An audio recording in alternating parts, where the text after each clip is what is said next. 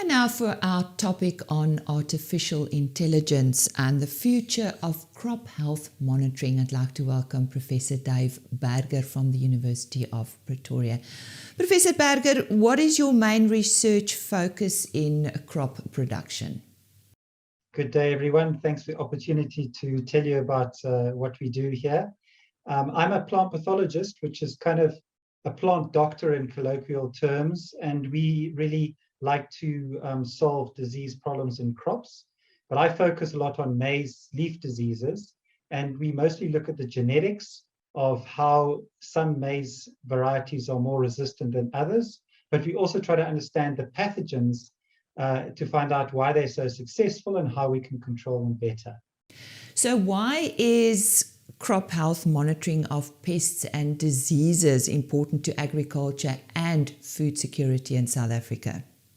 Crop health monitoring is really critical for food security globally. And this is because farmers lose a lot of yield from pests and diseases. And a global study recently evaluated around the world about 30% of the farmer's crop is lost due to pests and diseases on average. So you can imagine if a farmer could save that amount of yield, it put a lot of money in his back pocket. And we've done research ourselves, and we've shown that northern leaf blight, one of the common maize leaf diseases here in South Africa, can reduce yields by 72% if you're planting susceptible maize. So we've actually been able to quantify that locally. But I think it's also important, crop monitoring is important for the farmer. He needs to be able to identify, he or she needs to be able to identify which pest or pathogen is present so they can apply the right control measures early, not later. But on a more regional scale, pests and pathogens are the ultimate trespassers. An insect's not going to fly across and get to the border of the next farmer and decide to turn around because it's trespassing. And so on a regional basis, we need to, the agricultural crop managers need to be able to monitor crop pests and diseases growing across a region. And on the country scale, we need to be alert to invasive pathogens and pests like the fall armyworm when they come into the country. So those are the main reasons for crop health monitoring. How is crop health monitoring carried out in South Africa, and whose job is this? So the farmers are the first level of crop health monitors. Any farmer worth his salt will be doing scouting, so going out in the field and looking for symptoms and picking things up early. But then on another level, researchers in the country have the job of doing disease surveys. And these can be done on a national basis by the Agricultural Research Council for a specific crop, or by the Department of Agriculture, Land Reform and Rural Development, or university groups, like we have done many maize disease surveys ourselves at the University of Pretoria. And this crop health monitoring has actually got two levels. Firstly, it's scouting for these symptoms, but very often the symptoms look quite similar. And so then, just like with a doctor, if you go to the doctor and he's not quite sure whether you have influenza or you might have COVID, he will then send you for a test. And so your sample will go to a diagnostic clinic. And so in plant health, we have a network of diagnostic clinics at universities, at the ARC, at provincial departments of government. And they will do the diagnostics using often technologies such as the PCR test that is used for COVID testing. The word artificial intelligence, what is it exactly, and what advantages can it bring to crop health monitoring? So artificial intelligence is something, it's a big buzzword at the moment, the fourth industrial revolution. And I like to use the definition that it's actually getting computer systems or designing computer systems to perform tasks which would normally require human intelligence. And so essentially, to actually develop an artificial intelligence method for a certain process, you still need the human. Okay, so you still need the humans to design the process. And so what we would need to do, I can give an example. Let's say, for example, we want to develop an artificial intelligence method to distinguish between northern corn leaf blight disease, which is caused by a fungus, and white spot disease on the leaf of maize, which is caused by a bacteria. And you can't use the same control method. for either. So you need to be able to distinguish them. So to the eye, they look quite different. The northern leaf blight is cigar-shaped, and the bacterial disease is white spots. But to develop artificial intelligence, what we need to do is we need to train the computer to be able to distinguish the patterns. So we go out in the field, take 1,000 photographs of each disease, and then we feed that to the computer. And so the artificial intelligence is a set of algorithms, and there's many different approaches in artificial intelligence. And those algorithms are basically looking for patterns in the data. And what they do is they match those patterns that they see.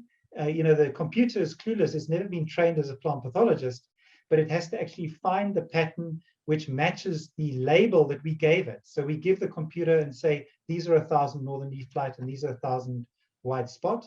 And every time the computer gets a good match, it keeps that model, and then it keeps on improving and improving and improving. And eventually we have a computer model which actually can do the predictions at the best accuracy that we can get. And the way we know that is then we feed it 100 unknown images, okay, that is never seen before. And then we evaluate how accurate does it identify whether it's white spot or northern corn leaf blight, and that give it a percentage accuracy score. And so that is essentially the process of artificial intelligence for facial recognition, anything, you can apply that.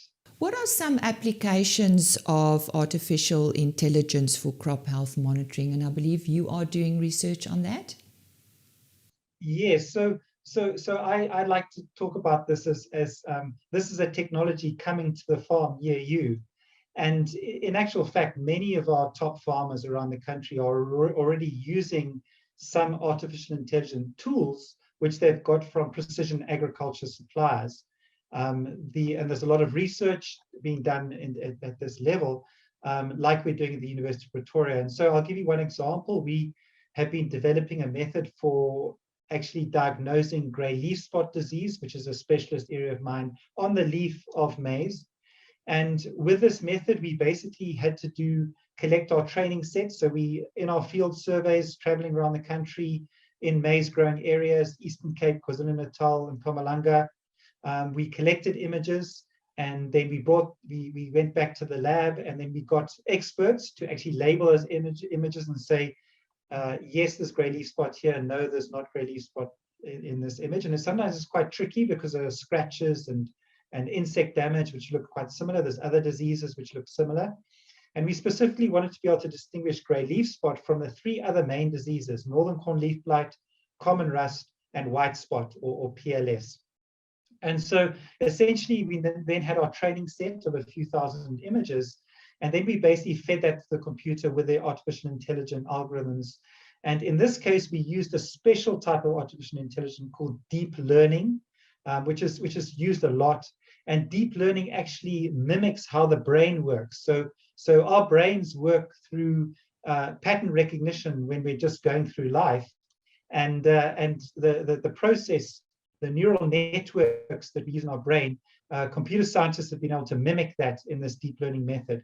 And so we actually then were able to use this to develop a method for identifying this disease with about 75% accuracy. And so this could eventually be applied in a cell phone app for disease identification. How can crop health monitoring be scaled up in South Africa to benefit food security? So I've given an example of one particular disease on maize, for example, and we are now in the area of big data, and so we have big computer systems with rich storage systems. So to scale up this kind of monitoring, we just need to be able to collect and organize the information in a very systematic way and in a centralized way. And here at the University of Pretoria, in the Forestry and Agricultural Biotechnology Institute, which is an institute of the Innovation Africa at the University of Pretoria, we actually have a project together with partners CropWatch Africa on actually monitoring of the maize insect pests. So those are the fall armyworm and the bassiola. All maize farmers will be very familiar with those names. And essentially what CropWatch does is they have traps strategically placed around the country, and they go out during the season every week and they count the number of insects that they've caught there. And then this data gets uploaded with the GPS coordinates and the GIS data into a database on the cloud. And essentially then this is converted, and the GPS coordinates are changed a bit so that they're not absolutely accurate because of the POPI Act and that. So one can, the scientists can see the accurate data under agreements, but then it's made public for government and other researchers to see in real time, and you can monitor. Basically, if you think about an epidemic, just like COVID starts somewhere, started in China and then it moved across the world. The same with the insect pest, it'll break out in one place and then it'll move. And so being able to monitor this like throughout the season is really fantastic, because then you take out, you basically, instead of sending the doctor to the field, you actually send the field to the doctor, because the human doesn't have to go out into the field to do the diagnosis. And so basically this type of scaling up process is something that we need as a country to be able to do. The Department of Agriculture and the ARC are developing those things. University of Pretoria, we're also developing these kind of platforms. And I think that is going to be something of the future, so that basically crop protection managers can really monitor what's going on in the season and watch out for invasive pests coming in from outside as well.